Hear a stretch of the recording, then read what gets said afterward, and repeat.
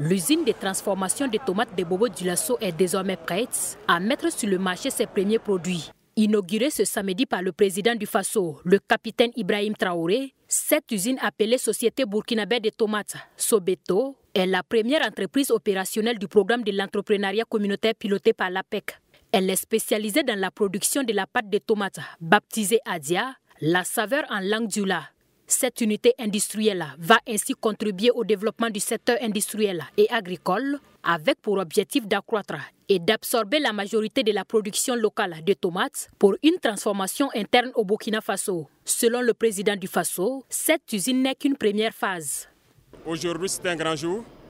C'est le lieu pour moi de dire merci au peuple qui a compris donc notre mission et qui a souscrit massivement et d'appeler ceux qui étaient sceptiques à pouvoir souscrire massivement à l'APEC parce que la concrétisation des souscriptions depuis le premier jour qu'on a lancé le programme est là aujourd'hui. Ce n'est que la première phase et je pense que dans quelques jours, nous allons inaugurer une autre usine du côté de Yako où l'APEC a pris des parts énormes donc, dans cette usine et bientôt donc l'usine de Tenkodogo qui verra jour. Donc tout ça rentre dans le processus d'industrialisation. Ça ne peut que nous rendre fiers et très heureux donc, de la marche qui a été comprise par le peuple. Au-delà de son impact au niveau des producteurs de tomates et de la création d'emplois, l'activité de cette usine va contribuer à l'atteinte de la sécurité alimentaire par la mise à la disposition des Burkinabés des produits finis de qualité. Selon le directeur général de l'APEC, cette unité industrielle a une capacité de transformation de 100 tonnes de tomates fraîches par jour. Sur le plan technique, l'usine s'étend sur une superficie de 5 hectares et se distingue par sa conception moderne et son organisation efficace. Elle comprend un bâtiment administratif R+1 extensible, un bâtiment industriel couvrant une superficie de 1200 m² et qui abrite les équipements de production capables de transformer 100 tonnes de tomates par jour.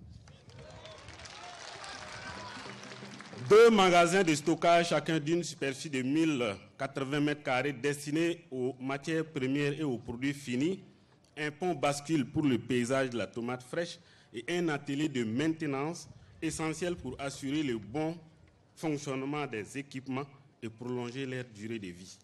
Le coût de réalisation de cette usine de transformation de tomates est estimé à 7,5 milliards de francs CFA, soit 80% de fonds propres grâce à l'actionnariat populaire et 20% de participation de l'État.